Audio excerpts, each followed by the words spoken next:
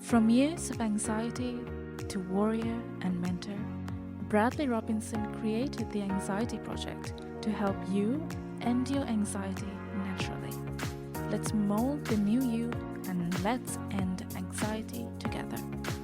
Hello, everyone. Welcome back to the Anxiety Project channel. Welcome back to the podcast. Today, on episode 273, I answer your powerful, deep, profound questions, important questions pertaining to anxiety, pertaining to spiraling out of control with anxiety, where the mind is going in all sorts of directions. Your routines are disrupted. You are questioning your present self, your past self, your future self, and so many complexities arose within your perceptions in your life, real concerns, and a lot of it imaginary, but real concerns. Real concerns. I mean, it could be job loss, it could be real illness, it could be disruptances in your routine, and the uncertainty of the future, too many possibilities ahead of you. That's why your anxiety has rose up to the surface. So we're going to explore that. It's a great question from Alexandria today. And then we're going to explore another question from Leonard pertaining to growing up in a household of extreme comfort. Can those people, your parents, your siblings, influence you to this day and impact your kind of comfort mindset, your set mindset? And that's interesting.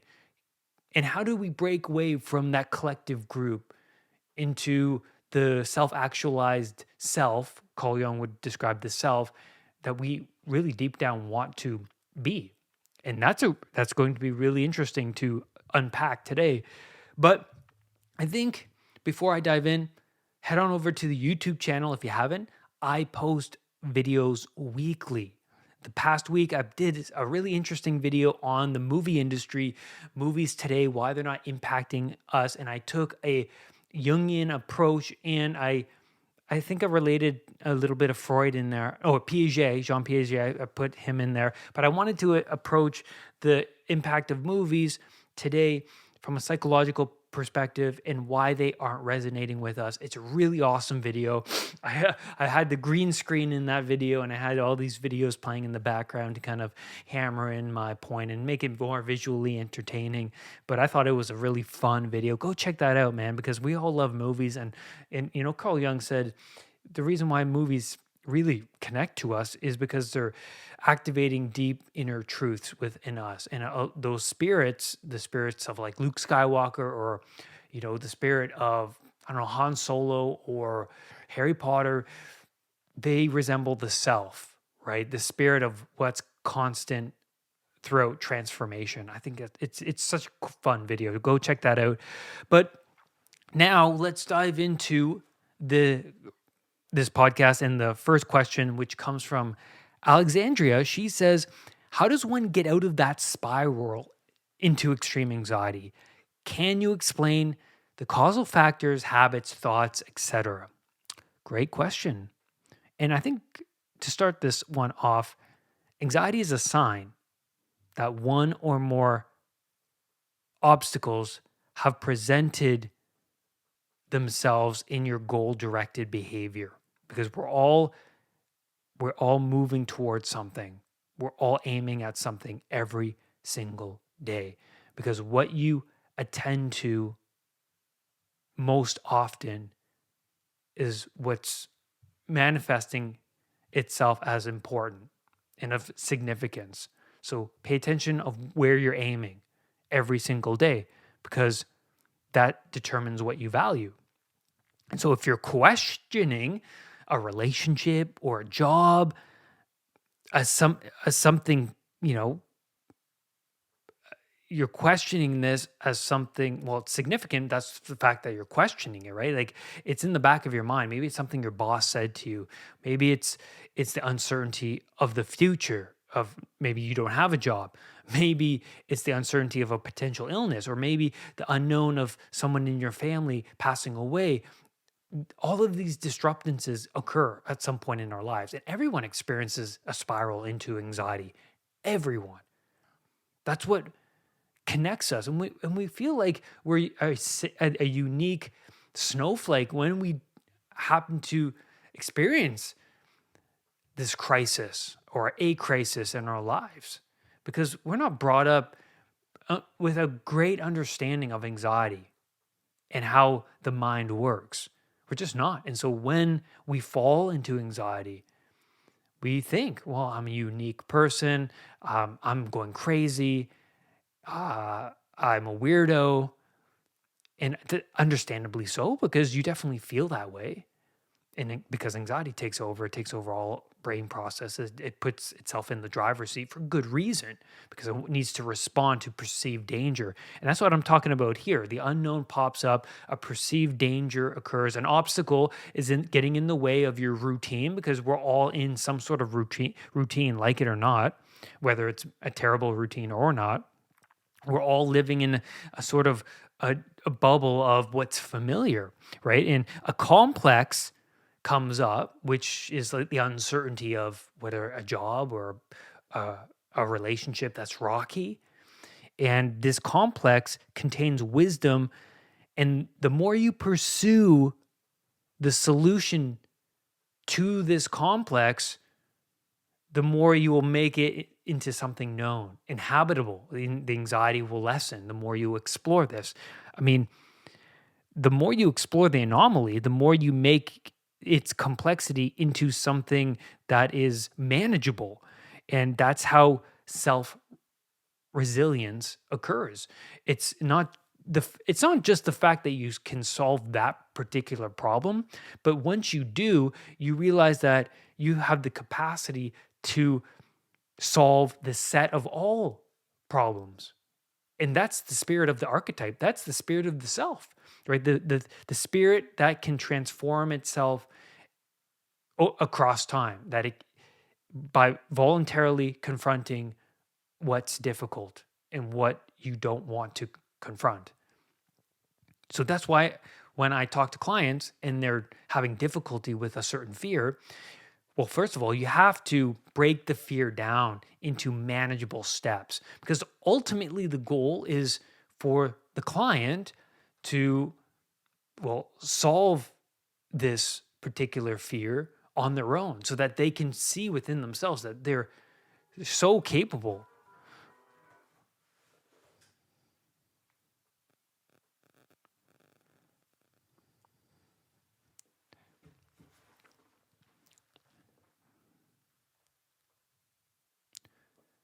So that they can see that they're so capable of dealing with complexity. And then you see within yourself that you can progress through a complication. But the more complexities at a given time, the more you experience anxiety, the more you can spiral into this overwhelmed state. And then you're in the middle of the ocean looking for dry land. And so, first, specify the complexities of your life by separating yourself from distraction. Carl Jung couldn't emphasize this enough. We have to spend time with ourselves in order to understand the self. This is a given, all right? If you don't have any sacred time in your life, then how are you going to manage all of the complexity in your mind? Sometimes the complexity gets so overwhelming that when a client or when somebody decides to spend time with themselves, the thoughts are just too great. And that's a sign that everything's just been built up and that you've been refusing to acknowledge and shine a light on the thoughts. And because of that, not only do you have many to deal with, when you actually do spend time alone, the fact that you have many overwhelms the person. But writing a list will help you organize the chaotic mind. It's so crucial. And these complexities, they tend to swim around below conscious awareness. And we do our best, whether you like it or not, to wave them away because of their difficult nature. But labeling them, giving them a name, is confronting truth. Putting a name, like saying Voldemort. You got to say the name in order for any change to occur. Like the fear is Voldemort, but how does one manage Voldemort? Well, Harry Potter's like, well, you got to say the name. That's the first step into learning how to contend with the thing you most fear. And then you take one of the things that you write down, one of the troubles in your mind. So maybe it's something about your job, the uncertainty of your job. You take that and then you write down associated thoughts and questions that correlate with that. And so it's those unanswered questions that bring on the unknown. Is it not? Unanswered questions. Anxiety equals too many possibilities. So you probably have like 5, 10 questions associated with one of those problems. And then if you do that to each trouble in your mind, you'll realize on this long list, this like on these pages, you'll realize that that's all been in your mind. And no wonder you're so emotionally all over the place. And and then what's our best bet forward? So we'll maybe speaking to somebody about all of these complexities is a start. A lot of my clients come to me because there's so many complexities in their life. And by speaking to me, they unravel all of that, which is so bloody useful. You have to, because 2 brains are better than 1, first of all. Or maybe you already figured out a lot of your solutions just by writing it down.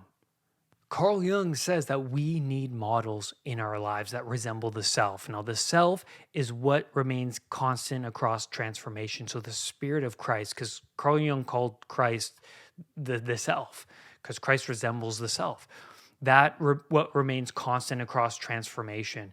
And the spirit of Christ is the person that goes out into the unknown and seeks truth and confronts the chaotic elements of existence voluntarily. And what's interesting about the symbol of Christ is that we hold that to a high, well, our culture holds that symbol up to be something of sacred. That's because Christ transcends the chaotic elements of existence, suffering. He transcends suffering. We all hold that up. I mean, we see that in the Buddha story. We see that in the Egyptian mythology. We see that, and then that is in current stories. That is represented in Harry Potter. It's that spirit that they inhabit. I love that, and we admire these people for certain reasons, unconscious reasons, and I think that it's because we always seek to understand the complexities of existence, but also how one can deal with that. And the archetype of Christ is not just the person who transforms himself when confronting suffering, but he has all the worst things that could possibly happen to a human being happen, and yet he transcends that. And we admire that because, well, if Christ could do that, maybe I can. Maybe there's hope within me. We need these stories because that brings on that hope. But Carl Jung said we need to adopt some sort of self, the image of the self, through a mentor, through a guru, through some sort of religious practice. We need that. And I think we need to find somebody who has gone through the same problems we're going through and overcame those problems. I mean, that's how I overcame my anxiety, was because I couldn't look to my immediate family for support because they didn't know anything more than I did. And you need to go to somebody who contended with that dragon, specific dragon, and overcame that dragon. And you have to look at the details of their process through the unknown. And then I want to say you have to minimize your days, right? As you start to learn about the process through that suffering, minimize your days. Much of your days are filled with things that aren't really contributing to the spirit of your growth. And you have to sit with yourself. You have to have some sort of sacred time within your days. And the only way to fully contend with the snakes is to be with your thoughts and to be with your emotions. And then add habits that calm the body down. You have to do things that relax you, that relaxes your parasympathetic nervous system, your stress response. I mean, this will help you think more critically and calmly about what you need to do and how you should progress forward.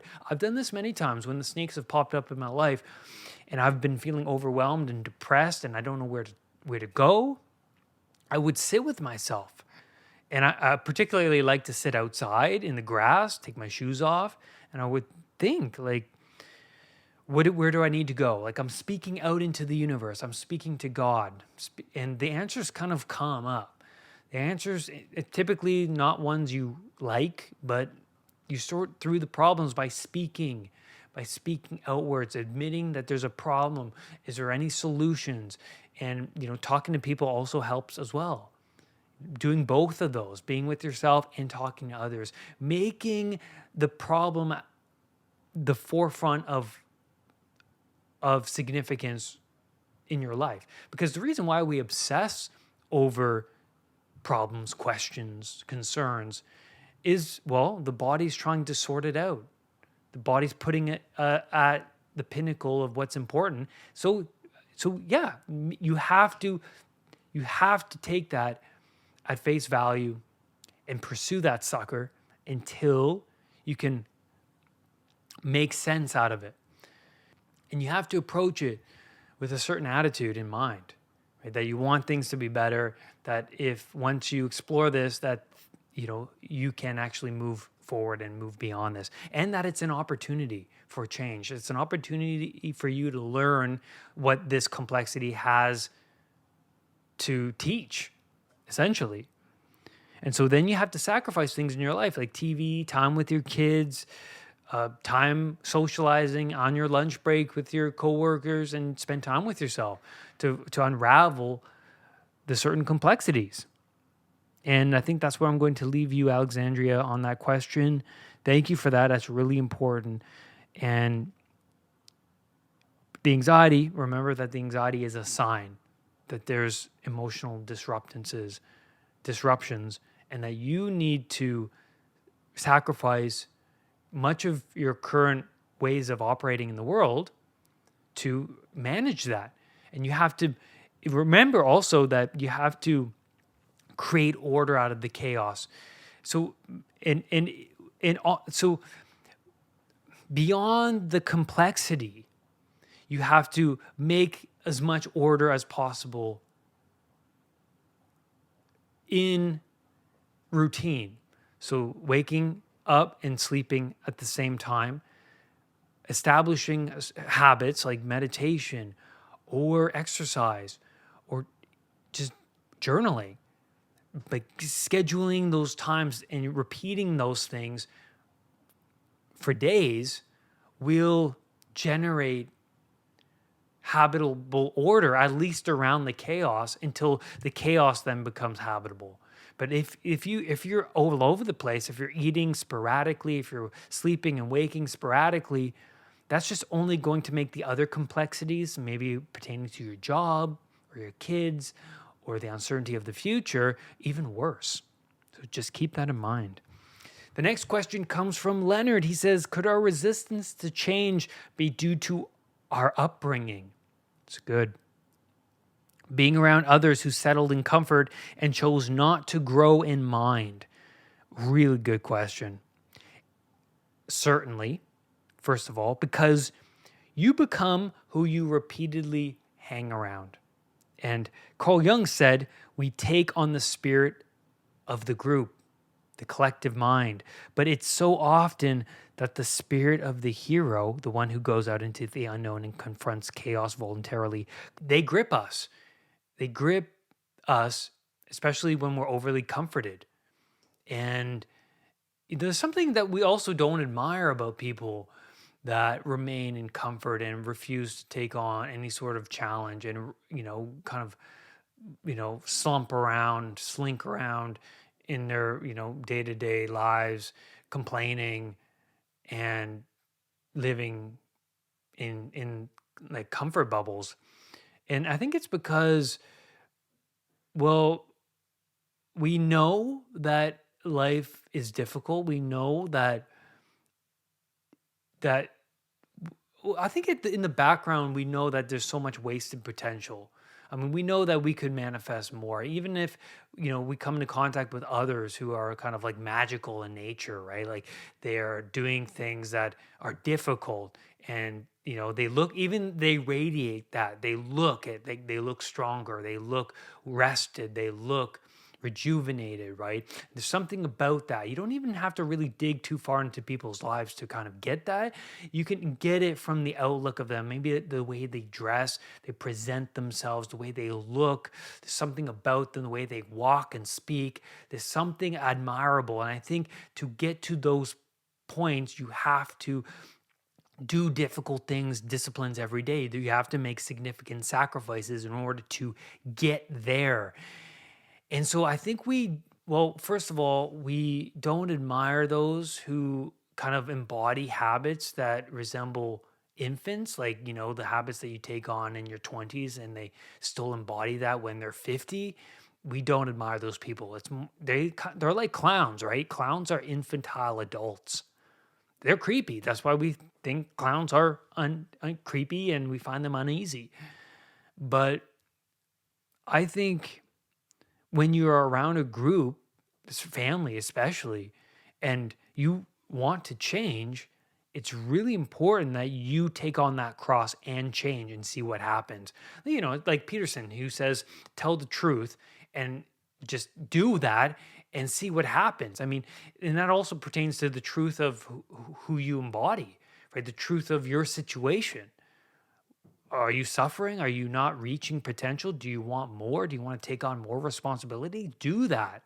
See what happens, because when you do and you start to move in some sort of direction, then you'll know the truth of your current relationships, because those people will either support you,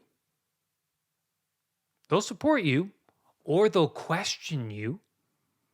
And what I mean by question is they question and then they grow themselves. They kind of look at it and be like, hey, Brad's taking on a lot of responsibility, making great sacrifices. Maybe I should do that. Maybe, maybe I can get something out of it as well. So that's what Cain failed to embody in the Cain and Abel story. Or they try and drag you back down, then that's Cain, right? That Cain is like the one who shakes their fist at you and say, you know what, screw that person. I don't like what they're doing. They're exposing me for the kind of bumbling idiot I am. And that's interesting because families can do that and tend to do that. And then you realize what kind of people they are. And if they're like that, then the only course of action that is necessary is to separate yourself from those people.